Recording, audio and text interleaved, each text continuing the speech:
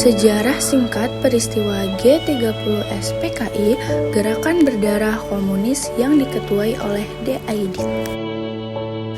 Latar belakang terjadinya G30S PKI, saat itu Indonesia menganut sistem pemerintah demokrasi terpimpin yang membuat PKI semakin kuat dan mencapai puncak pada 30 September 1965.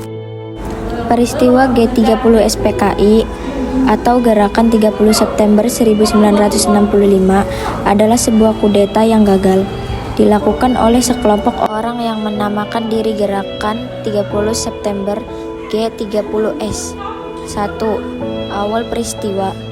Malam 30 September atau dini hari 1 Oktober 1965, pasukan G30S ingin menculik dan membunuh 7 perwira tinggi TNI Angkatan Darat di Jakarta. Sebelum melakukan penyerangan PKI, menarik simpati para rakyat untuk mendapatkan dukungan dengan cara 1. Membagikan tanah kepada buruh tani, 2. Mempersenjatai buruh tani.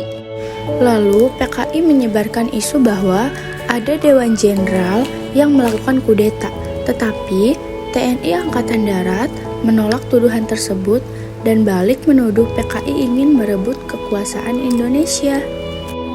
Karena keadaannya semakin memanas, PKI yang dipimpin oleh Letkol Untung melakukan penyerangan pada tengah malam, dan aksi dimulai dengan merebut Bandara Halim Perdana Kusuma yang dijadikan sebagai markas PKI.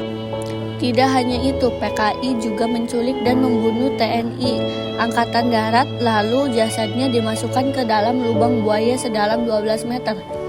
Target utama PKI adalah Jenderal Abdul Haris Nasution, namun yang menjadi korbannya adalah Putri Ade Irma Suryani dan Kapten Pierre Tanden. Selain terjadi di Jakarta, terjadi pemberontakan ini juga terjadi di Yogyakarta dan menculik Kolonel Kartasumso dan Letkol Sugiono, dan PKI berhasil merebut RRI. Lalu Pak Soeharto memerintahkan kepada Ketua RPKAD dalam kurung rasiman para komando Angkatan Darat, yaitu Sarwo Edi Widodo, untuk menumpas para PKI. 3 Oktober 1965, para anggota RPKAD berhasil menemukan jasad para perwira. 4 Oktober 1965, para anggota RPKAD berhasil menumpas PKI dan berhasil merebut RRI kembali. Maka dari itulah para perwira yang gugur disebut dengan pahlawan revolusi, Monumen Pancasila Sakti.